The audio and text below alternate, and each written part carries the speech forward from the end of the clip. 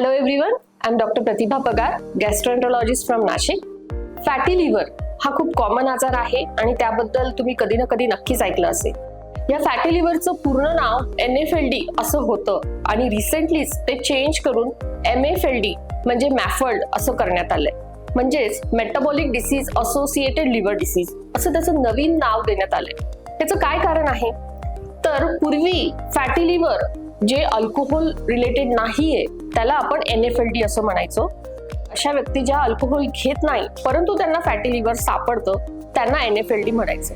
पण बऱ्याच दिवसांच्या अभ्यासानंतर असं लक्षात आलं की हे जे NFLD आहे हा फक्त एक आजार नाहीये, तर तो एका मेटाबॉलिक डिसीजचा स्पेक्ट्रम आहे, ज्याच्यामध्ये पेशंटला डायबिटीज असू शकतो, ओबेसिटी असू शकते, थायरॉइड डिसीज असू शकतो किंवा कधी कधी हे सगळं नसूनही त्याला लिव्हरला सूज असते आणि मग अंडरलाईन काहीतरी इन्सुलिन रेझिस्टन्स हा मेटाबॉलिक फॅक्टर त्याच्यामध्ये असतो. सो म्हणून ह्या सर्व मेटाबॉलिक आजारांना एक नाव देण्यात आलं आणि त्याचा एक भाग म्हणून मॅफल्ड असं नामांतर करण्यात आलं. सो हे जे फॅटी लिव्हर आहे अशा प्रकारचं हे तुमच्या लाईफस्टाईलशी रिलेटेड असू शकतं.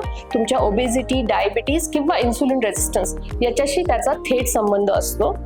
वेळीच याचं निदान झालं तर हा ट्रीटेबल आहे आणि त्यासाठी तुमच्या हेपॅटॉलॉजिस्टना नक्कीच भेटा. थँक्यू.